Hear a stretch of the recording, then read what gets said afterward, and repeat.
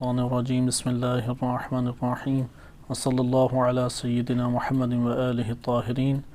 غالیوں کے بارے میں ائمہ اہل بیت علیہم السلام کی احادیث معتبرہ و صحیح آپ کی خدمت میں ذکر کی جا رہی تھی۔ حدیث نمبر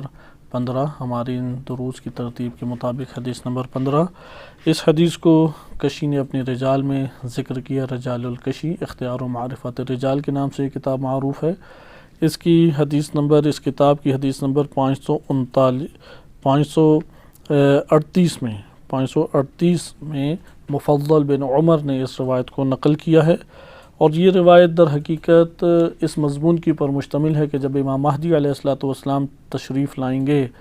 تو اسی شیعہ کے نام سے جو بہت سارے معاشروں میں افراد پائے جاتے ہیں، کن افراد کو پکڑ کے قتل کریں گے۔ تو روایت میں وارد ہوا ہے کہ وہ افراد جو جھوٹی حدیثیں گھڑتے ہیں اور گھڑ کے ائمہ اہل بیت علیہم السلام کی طرف منسوب کر دیتے ہیں،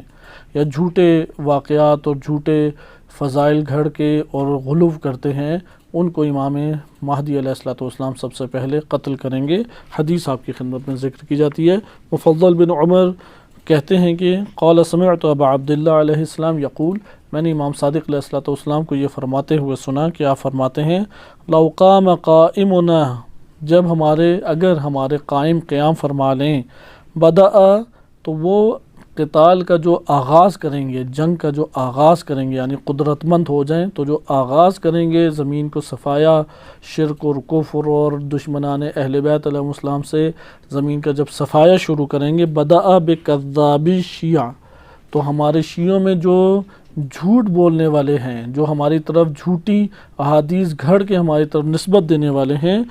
ان لوگوں سے آغاز کریں گے، فقتلہم، اور انہیں پکڑ کے قتل کریں گے۔ وصلی اللہ علی سیدنا محمد وآلہ الطاہرین۔